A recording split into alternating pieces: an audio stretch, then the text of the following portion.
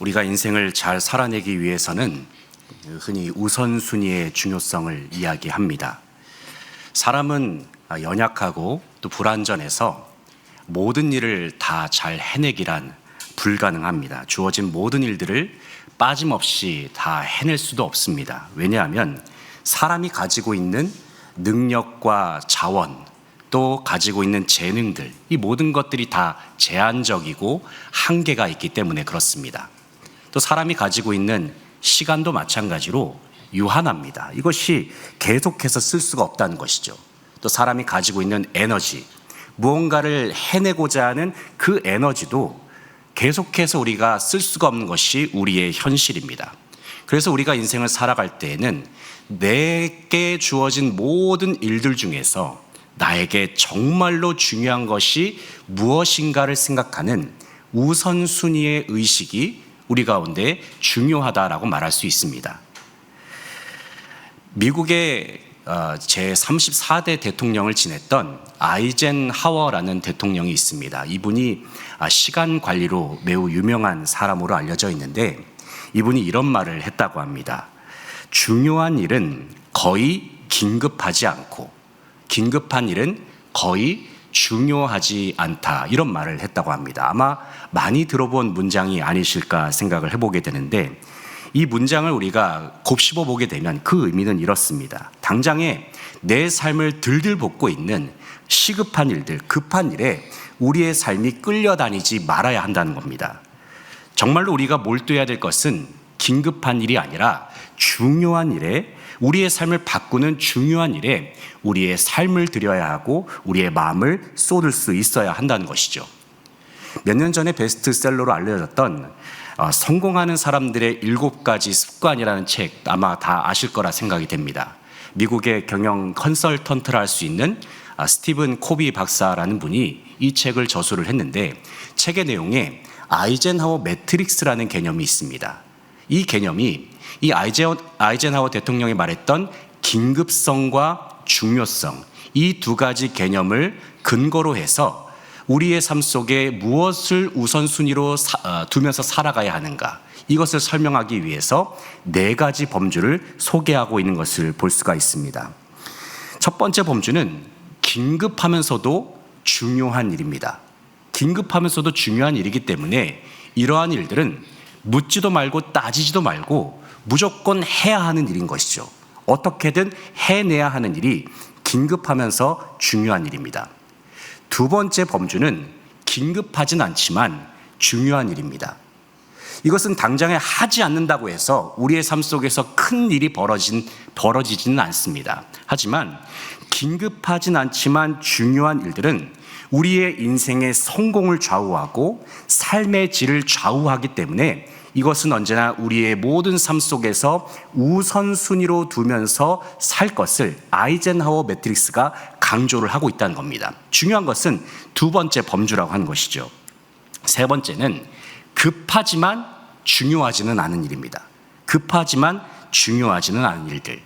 상황이나 환경 때문에 우리의 삶이 뭔가 바빠지고 분주해지는 그와 같은 경우를 말하는 것입니다. 뭔가 상황에 이리저리 좌우가 되는 그와 같은 모습들, 이런 상황 속에서는 굳이 상황에 끌려다니지 말고 나만의 시간을 확보하는 것이 중요하다고 말을 합니다. 마지막으로는 긴급하지도 않고 중요하지도 않은 일들입니다. 이런 일들은 우리의 삶을 그저 갉아먹기만 한다는 것이죠. 이런 일들은 우리는 과감하게 우리의 삶 속에서 몰아내야 하고 과감하게 통제할 수 있어야 한다, 그렇게 말하고 있습니다. 이 아이젠하워 매트릭스가 우리에게 주는 메시지는 너무나도 분명하죠. 그것은 급해 보이지 않아도 정말로 중요한 일들을 우리의 인생 속에서 우선순위로 삼을 수 있어야 한다는 겁니다. 그래야 우리의 인생의 기초가 탄탄해지고 우리는 올바른 삶의 방향으로 나아갈 수가 있다는 것이죠. 우리의 신앙생활은 어떨까요, 여러분? 우리의 신앙생활은 어디에 속해 있을까요? 아마도 대부분에는 급하지는 않지만 중요한 일들이 보통은 우리의 신앙생활의 범주가 아닐까 생각을 해보게 됩니다. 당장에 예배 한번 빠진다고 해서 여러분 인생 속에 큰 일이 벌어지겠습니까? 당장에 기도 한 번 드리지 않는다고 해서, 말씀 한 번 안 읽는다고 해서 우리의 삶 속에 얼마나 큰 일이 벌어지겠습니까? 하지만 이러한 일들은 우리가 반드시 지켜야 하는 일들이라는 것을 우리는 너무나도 잘 알고 있습니다. 왜 그렇습니까? 우리의 신앙생활, 우리가 반드시 사수해야 하는, 우선순위로 여겨야 하는 신앙생활은 우리의 인생의 방향을 결정하기 때문입니다. 그리고 우리가 신앙생활을 우리의 우선순위로 둘 때에 우리는 인생의 결정적인 순간에 하나님의 역사하심과 하나님의 도움을 경험할 수가 있기 때문입니다. 지난 이스라엘의 역사를 우리가 생각해 보게 되면 이스라엘 백성들은 하나님을 우선순위로 두지 않았습니다. 그들의 삶 속에서 하나님을 우선순위로 두지 않았고 그들의 중심에 하나님을 모시지 않았다는 것이죠. 그 결과 그들의 삶의 방향은 완전히 달라지고 말았습니다. 하나님께로 향하던 그들의 삶의 길이 우상숭배의 길로 치닫고 말았다는 것이죠. 그들의 삶은 점점 죽음으로 매몰되어 갔습니다. 점점점 깊어져 갔다는 것이죠. 더 이상 돌이킬 수 없는 지경에까지 이르고 말았습니다. 그 결과 북이스라엘과 남유다 백성들은 다 하나님의 심판으로 말미암아서 멸망을 당하게 되었습니다. 남유다 백성들은 포로로 끌려가 버렸고 심지어는 그들이 살고 있던 자리에 있었던 성전까지도 파괴돼 버렸습니다. 성전이 파괴되었다는 것은 이스라엘 백성들에게 있어서 아주 절망적인 사실입니다. 성전이 없어졌다라고 하는 것은 하나님의 임재가 떠나버렸다는 것을 상징하는 일과도 같기 때문입니다. 그런데 하나님께서는 에스겔 선지자를 통해서 이스라엘을 다시 회복시키겠다 말씀하고 계십니다. 성전 환상을 보여주시면서 하나님께서 이스라엘 백성들에게 소망의 메시지를 주고 계시고 희망의 메시지를 그들에게 주고 계신다는 것이죠. 그 하나님의 말씀은 이렇습니다. 폐허가 되어버린 이스라엘 백성들을 다시 회복시키겠다. 하나님께서 성전을 재건하시겠다. 그런데 하나님께서 재건하시는 성전은 이전과 같은 모습이 아니라 새로운 형태의 모습으로, 새로운 모습으로 하나님께서 성전을 재건하시겠다. 주님께서 말씀하셨다는 겁니다. 바로 에스겔서 40장부터 48장까지의 말씀은 바로 성전 환상에 관한 말씀이 되겠습니다. 이곳에서 하나님께서는 이스라엘을 회복시킬 뿐만이 아니라 그 땅의 중심에 성전을 재건하시겠다는 말씀입니다. 여러분, 이스라엘 백성들에게 입장에서 성전이 다시 세워진다라고 하는 것은 참으로 감격스러운 일입니다. 정말로 기쁜 일인 것이죠. 왜 그렇습니까? 성전이 재건되었다라고 하는 것은 하나님께서 이스라엘과 함께 하신다는 것을 의미하기 때문입니다. 하나님이 그들과 함께 계신다. 오늘 본 말씀은 성전 환상의 내용 중에서 하나님께서 이제 이스라엘을 다시 회복하기를 원하시는데, 하나님께서 회복하시는 이스라엘 땅에서 하나님께서 그 땅을 어떻게 회복시키시고 또 그 땅에서 이스라엘 백성들은 어떻게 하나님을 예배하면서 살아가야 하는가, 그 부분을 하나님께서 말씀하십니다. 그런데 본문에서 말씀하시는 하나님의 회복 속에는 그냥 하나님께서 아무런 원칙도 없이 회복하지 않으셨다는 것을 알 수가 있습니다. 하나님께서 이스라엘을 회복시킬 때에는 분명한 기준과 분명한 질서가 있었다라는 것이죠. 다시 말해서 분명한 하나님의 우선순위가 여기에 있었다라는 겁니다. 하나님께서 명하신 우선순위와 질서를 지킬 때에 이스라엘 백성들은 진정한 회복을 경험할 수 있다. 주님께서 말씀을 하시는 것이죠. 여러분, 우리 하나님은 어떤 분이십니까? 하나님은 질서의 하나님이 되십니다. 하나님은 질서에 따라서 천지만물을 창조하시는 것을 볼 수가 있어요. 하나님께서 천지만물을 그냥 지으셨습니까? 그렇지가 않습니다. 하나님께서는 순서에 따라서, 질서에 따라서 온 천지만물을 지으셨다는 것을 알 수가 있어요.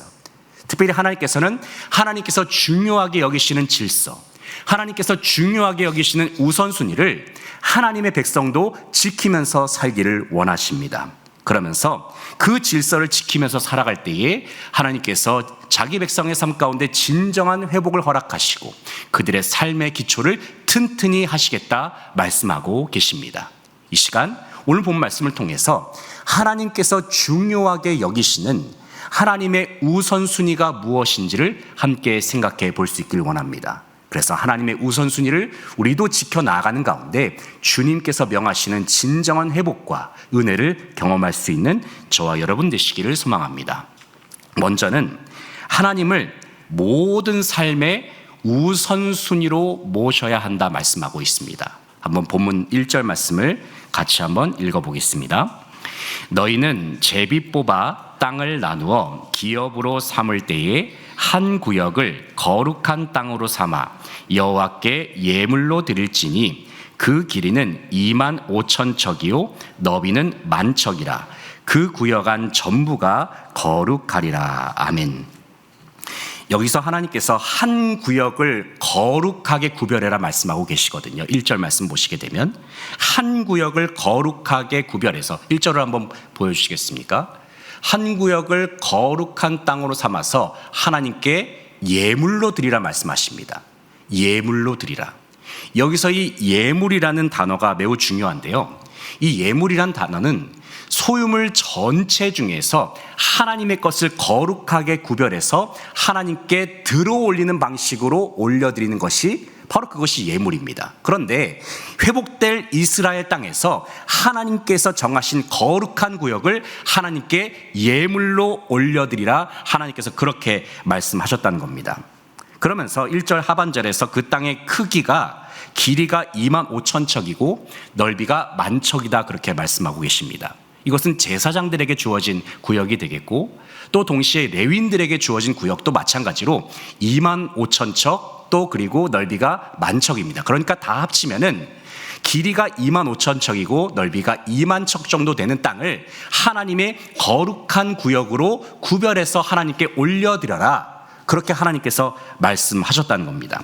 여기서 주목할 점이 무엇이냐면 이스라엘 회복될 이스라엘 땅 전체 가운데에서 하나님께서 이스라엘 12지파에게 땅을 먼저 분배하시고 나서 남은 땅을 하나님께서 가지신 것이 아니라 하나님의 성전이 지어질 거룩한 구역을 하나님께서 우선적으로 먼저 정하셨다는 것을 우리가 기억해야 합니다. 12지파에게 땅을 먼저 넘겨주시고 남은 땅을 하나님께서 취한 것이 아니라는 것이죠. 여기에는 분명한 우선순위가 있습니다. 그것은 하나님께서 먼저 이 땅의 중심 지점을 하나님께서 택하셨다는 겁니다. 여러분, 이와 같은 장면이 의미하는 바가 무엇일까요?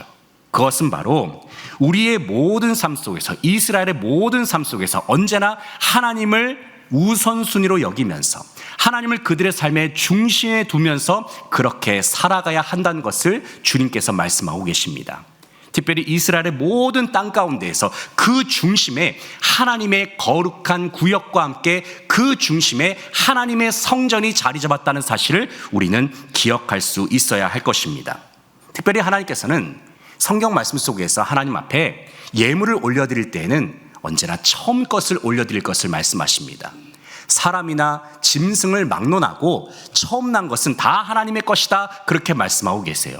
또 레위기의 제사 규례를 보더라도 첫 열매를 하나님께 올려드려라 그렇게 말씀하십니다. 우리가 잘 알고 있는 마태복음 6장 33절 말씀 보게 되면은 주님께서 뭐라고 말씀하십니까? 너희는 먼저 그의 나라와 그의 의를 구하라 말씀하세요. 여기서 먼저라고 하는 것은 시간적인 우선순위를 말하는 것이 아닙니다. 여기서 먼저라고 하는 부사어는 중요도의 우선순위를 말하는 것이죠. 우리의 모든 삶 속에서 진정으로 우선순위로 여겨야 할 것은 하나님의 나라와 하나님의 의가 되어야 한다는 것을 주님께서는 마태복음 6장 33절에서 말씀하십니다. 한마디로 말해서 주님께서는 처음 것을 원하시고 가장 중요한 우선순위가 하나님이 되어야 함을 우리의 삶 속에서 거듭해서 주님께서는 말씀하고 계시는 겁니다. 여러분, 한번 우리의 인생의 우선순위를 한번 이 시간 1위부터 10위까지 한번 이 시간 한번 매겨본다고 한다면 1등부터 10위까지 여러분의 우선순위 가운데에서 하나님은 몇 위쯤에 자리 잡고 계시는가를 한번 생각해 보셨으면 좋겠습니다. 우리의 시간과 우리의 물질과 우리의 건강을 우리는 하나님을 위해서 진정 사용하고 있는가? 생각해 보게 되면 우리가 누리고 있는 시간과 물질과 건강들, 사실 생각해 보면 이것은 다 우리의 것이 아니라 하나님의 것임을 생각하게 됩니다. 하나님께서 우리에게 주셨기 때문에 우리가 누리고 있는 것이죠.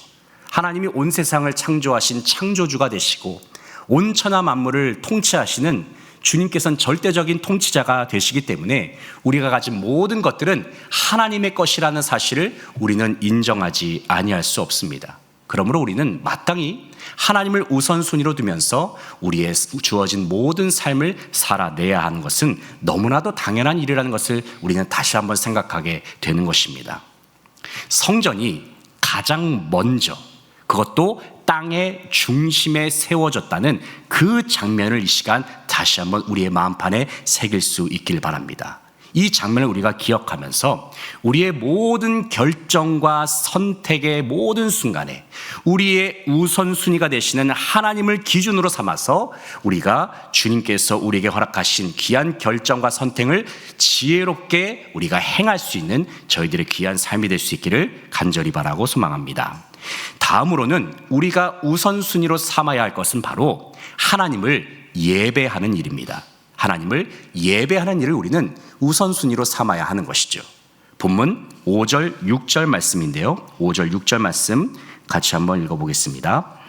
또 길이는 25,000척을, 너비는 10,000척을 측량하여 성전에서 수종드는 레위 사람에게 돌려 그들에게 거주지를 삼아 마을 20을 세우게 하고 구별한 거룩한 구역 옆에 너비는 5,000척을, 길이는 25,000척을 측량하여 성읍의 기지로 삼아 이스라엘 온 족속에게 돌리고. 아멘. 자, 방금 읽은 말씀에서 하나님께서는 먼저 성전을 위한 거룩한 구역을 정하셨습니다. 이스라엘에게 회복된 그 땅의 중심 지역에 가장 먼저 하나님께서 거룩한 구역을 정하시고 성전의 자리를 택하셨습니다. 그 다음에 하나님께서는 레위인들의 땅을 그들에게 기업으로 주시겠다 말씀하고 있어요. 사실 근데 이 부분은 조금은 어색한 부분입니다. 왜냐하면 사실 레위인들은 원래는 기업이 없기 때문입니다. 레위인들의 기업은 하나님이시기 때문에, 그들이 섬기고 있는 하나님 자체가 바로 그들의 기업이기 때문에 하나님께서는 성전 직무를 감당하고 있는 레위인들에게 원래는 기업을 주시지 않았습니다. 그런데 회복될 그 땅에서 하나님께서는 레위인들에게 기업을 주시겠다 말씀을 하신 겁니다. 그러면서 하나님께서 레위인들에게 어느 위치에 기업을 주셨는가를 보게 되면 성전 가까운 지역에 레위인들로 하여금 거주하게 하셨다는 사실입니다. 회복된 땅 그 중심에 성전을 세우시고 나서 레위인들은 성전에 가장 가깝게 그 자리에 위치하게 하셨다는 것이죠. 여러분, 이 장면이 의미한 바가 무엇일까요? 하나님께서 이스라엘에게 가장 먼저 회복되기를 원하신 것은 바로 하나님을 예배하는 일이었다는 사실을 우리는 여기서 짐작을 해볼 수가 있다는 겁니다. 성전을 섬기는 레위인들, 하나님을 예배하는 모든 일들을 감당하는 레위인들이 성전 가까이에 살면서 하나님께서 원하시는 예배를 어서 회복하라는 의미에서 하나님께서는 레위인들을 그 땅에 거주하게 하셨다는 겁니다. 나라가 멸망을 당해버리게 되면 회복해야 될 것이 얼마나 많겠습니까? 다시 재건해야 될 것이 얼마나 많겠습니까? 집도 무너져 버렸기 때문에 집도 다시 지어야 하고, 경제도 완전히 바닥을 쳐버렸기 때문에 경제도 재건해야 하는 그와 같은 상황입니다. 그리고 전쟁에서 이길 만한 힘도 길러내야 하죠. 수많은 대적들이 몰려들어오는 그와 같은 상황 속에서 힘도 길러내야 하는데, 이와 같이 다급하고도 긴급한 상황 속에서 하나님께서 우선적으로 여기셨던 것은 바로 예배의 회복이었다는 사실입니다. 앞서 우리는 무엇을 우선순위로 두느냐에 따라서 우리의 인생의 방향이 결정이 된다라고 말씀을 드린 바가 있습니다. 우리의 삶 속에서 예배를 우선순위로 여기게 되면 우리의 삶의 방향은 누구에게로 향하게 됩니까? 우리의 삶의 방향과 중심은 하나님께로 향하게 된다는 것입니다. 반대로 우리의 예배의 중심이 무너져 버리게 되면 우리의 신앙 전체가 흔들릴 수도 있습니다. 아니, 우리의 신앙뿐만이 아니라 우리의 인생 전체까지도 뒤흔들릴 수도 있다는 사실입니다. 지난 역사 속에서 이스라엘 백성들이 왜 무너져 버렸습니까? 그들의 삶 속에서 예배가 무너져 버렸기 때문입니다. 하나님을 마땅히 예배하는 그들이 하나님을 예배하지 않고 우상을 섬기는 길로 치달아 버렸기 때문에 그들은 멸망의 길을 걸어가고 말았습니다. 그들의 마음속에 하나님을 사랑하는 마음이 희미해져 버렸습니다. 우상을 섬기는 마음과 함께 세속적인 번영과 세속적인 가치들이 그들의 마음에 자리 잡기 시작했습니다. 온갖 그들의 마음이 우상들에게로 향해버리고 우상들에게 빼앗기는 그와 같은 현실이 되어버렸다는 것이죠. 그러나 하나님께서는 이스라엘 백성들에게 다시금 말씀을 하신 겁니다. 예배의 자리로 돌아와라. 예배의 자리로 돌아오고 예배의 중심을 회복해라. 주님께서 말씀하십니다. 잃어버린 첫사랑을 회복해라. 온 마음과 뜻과 정성을 다하여 오직 하나님 한 분만을 예배할 것을 주님께서 말씀하셨다는 겁니다. 우리는 지금 이 시간 성지교회 예배당에서 본당에서 예배를 드리고 있습니다. 주일 예배를 드리고 있죠. 그리고 우리의 예배는 계속해서 이어져야 함을 우리는 생각하게 됩니다. 우리가 예배당에서 드리는 이 예배는 이제 예배당 문 밖을 나가고 나면 삶의 예배 자리가 우리의 삶 속에 펼쳐지게 된다는 것이죠. 우리가 잘 알고 있는 로마서 12장 1절 말씀에서 사도 바울이 뭐라고 말씀하십니까? 한번 로마서 12장 1절 말씀을 같이 한 목소리로 읽어보겠습니다. 그러므로 형제들아, 내가 하나님의 모든 자비하심으로 너희를 권하노니 너희 몸을 하나님이 기뻐하시는 거룩한 산 제물로 드리라. 이는 너희가 드릴 영적 예배니라. 아멘. 이 말씀이 의미한 바가 무엇입니까? 이제 우리의 예배는 더 이상 구약의 예배처럼 짐승을 잡아 바치는 그와 같은 예배 방식이 아니라는 겁니다. 이제 우리의 예배는 어떻습니까? 우리의 일상에서 몸으로 살아내는 삶 자체가 하나님 앞에 올려드리는 산 자세가 되었고 산 제물이 되었음을 사도 바울이 우리에게 분명히 말씀하는 것이죠. 이런 의미에서 우리의 예배는 예배당에서만 끝날 수가 없는 것입니다. 우리가 설교를 마치고 나서 폐회송을 부르지 않습니까? 축도를 마치고 나면 우리는 저 예배당 문을 활짝 열고 이제 삶의 자리로 나아가게 될 것입니다. 이제 예배당 문이 열리고 나면 그때부터 우리의 삶의 예배가 시작이 되는 것이죠. 주님과 동행하는 그 삶의 자리가 우리의 새로운 예배당이 됩니다. 주님과 동행하는 그 삶의 자리가 우리의 은혜의 자리가 된다라는 것이죠. 성전 곁에 있었던 그 주님과 함께 거했던 레위인들의 모습을 생각해 보시기 바랍니다. 그들의 모습과 같이 하나님을 예배하는 것을 우선순위로 삼아서 우리의 모든 삶 속에서 주님과 동행하면서 살아갈 수 있는 저와 여러분 되시기를 소망합니다. 마지막으로 하나님께서는 왕이신 하나님의 통치를 우선순위로 삼을 것을 우리에게 말씀하고 계십니다. 왕이신 하나님의 통치를 우선순위로 삼아라 말씀하십니다. 7절 말씀 같이 한번 읽어보겠습니다. 드린 거룩한 구역과 성읍에 기지된 땅의 좌우편 곧 드린 거룩한 구역의 옆과 성읍의 기지 옆의 땅을 왕에게 돌리되 서쪽으로 향하여 서쪽 국경까지와 동쪽으로 향하여 동쪽 국경까지니 그 길이가 구역 하나와 서로 같을지니라. 아멘. 자, 이 본문 말씀을 보게 되면 하나님께서는 왕에게도 땅을 분배하셨다는 것을 알 수가 있는데 이 7절을 보게 되면은 거룩한 구역과 성읍에 기지된 땅의 좌우편을 이제 왕의 몫으로 주라 말씀하고 있습니다. 이 왕의 땅이 영토 중심이 아닙니다. 영토 중심이 아니에요. 그렇다면 이 영토 중심에 무엇이 자리 잡고 있습니까? 하나님의 거룩한 구역, 성전이 영토의 중심에 자리 잡고 있다는 것을 우리가 다시 한번 생각해 봐야 합니다. 그렇다면 왕에게 주어진 땅은 어떤 형태로 주어졌을까요? 바로 하나님께서 지정하신 그 거룩한 구역을 감싸고 있는 형태로 왕에게 땅이 주어졌다는 것을 볼 수가 있습니다. 왕이 중심에 살지 않고 주변에 살고 있다. 이것은 참으로 어색한 장면이기도 합니다. 그런데 여기에는 매우 중요한 의미가 들어 있습니다. 그것은 이스라엘 왕도 마찬가지로 거룩한 구역과 성전을 지켜내야 할 사명이 있다는 사실입니다. 여기엔 중요한 메시지가 있죠. 이스라엘을 통치하는 분이 누구라고 말씀하고 계십니까? 사람 왕이 아니라는 겁니다. 이스라엘을 진정 통치하시는 분은 하나님이 되신다는 사실을 주님께서는 분명히 말씀하시는 겁니다.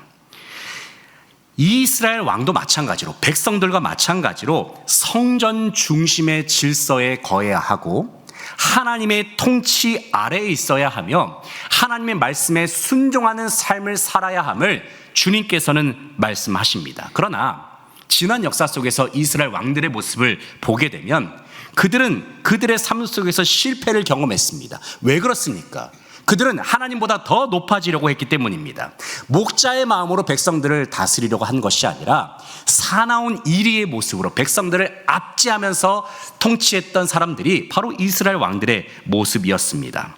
그들은 하나님의 통치를 거부했죠. 자기들의 욕망을 앞세웠습니다. 그리고 그 결과 그들은 범죄의 길로 치닫게 되었고 그들은 무능함 속에서 나라의 멸망을 경험하고 말았습니다.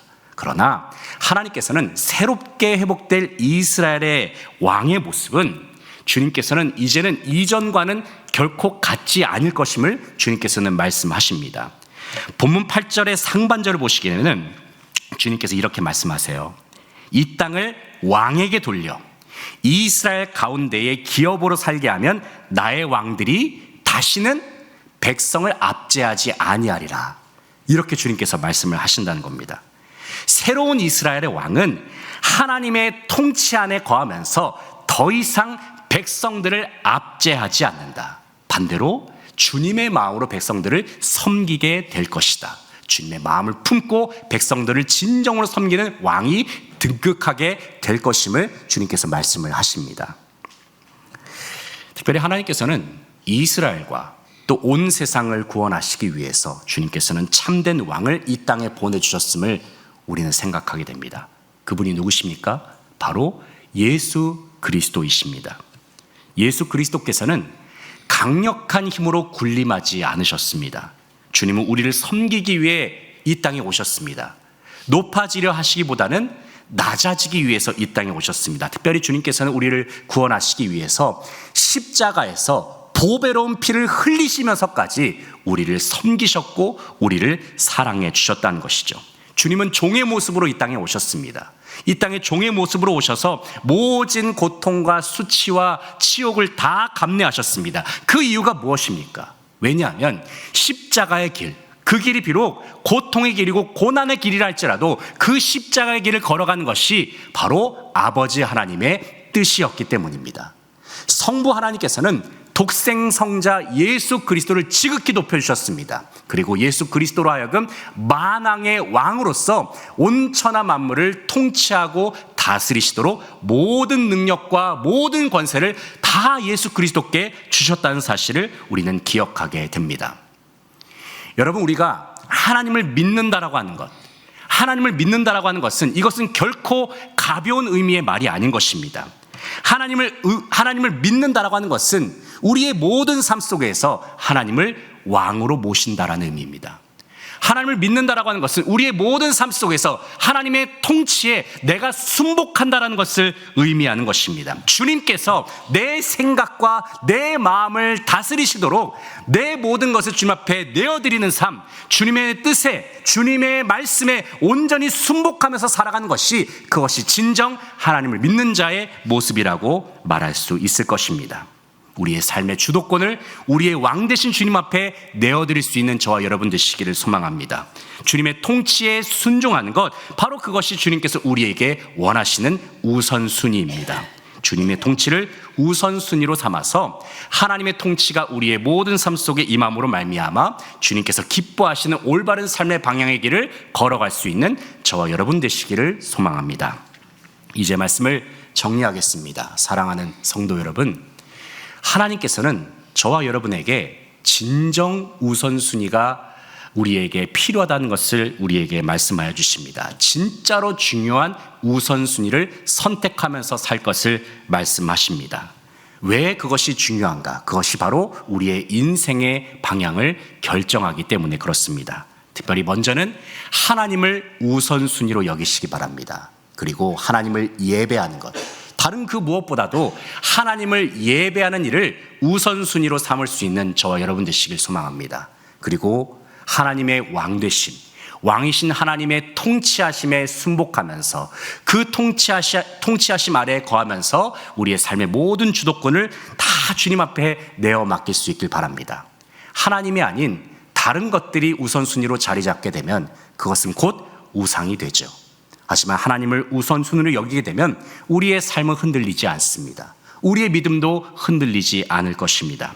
주님께서 명하신 우선순위와 질서를 늘 기억하는 가운데 우리의 삶의 모든 삶의 자리 가운데에서 주님께서 원하시는 우선순위를 잘 세워나가서 하나님께서 약속하신 회복의 은혜, 놀라우신 주님의 은총을 다 함께 경험하면서 누리면서 나아가는 저와 여러분의 복된 삶이 되실 수 있기를 간절히 바라고 소망합니다. 기도하시겠습니다. 아버지 하나님, 참으로 감사를 드립니다. 오늘 귀하고 복된 주일 예배를 저희 가운데 허락하여 주셔서 주님 앞에 나와 예배하게 하시니 참으로 감사를 드립니다. 우리의 왕 되시는 주님을 우선순위로 삼으면서 아버지 하나님, 우리의 삶 속에서 주님의 뜻과 계획 가운데 함께 참여하면서 주님의 뜻을 이루면서 살아갈 수 있는 저희들 되게 하시고, 다른 그 무엇보다도 우리의 생명보다 귀한 예배를 소중하게 여기면서 매일의 삶 속에서 삶의 예배로서 또 성전에서 드린 예배를 통해서 주님 앞에 큰 영광을 드리면서 나아갈 수 있는 이 자리에 함께한 모든 성도님들의 삶이 될 수 있기를 소망합니다. 그래서 우리의 삶 속에 참된 우선순위, 오직 하나님만을 우리의 우선순위로 두는 가운데 우리의 삶 속에 주님께서 명하신 진정한 회복과 풍성한 삶과 은혜를 다 함께 누리면서 나아가는 모든 성도들의 삶이 다 되게 하여 주시옵소서. 주님께 감사드리며 예수 그리스도의 이름으로 기도드리옵나이다. 아멘.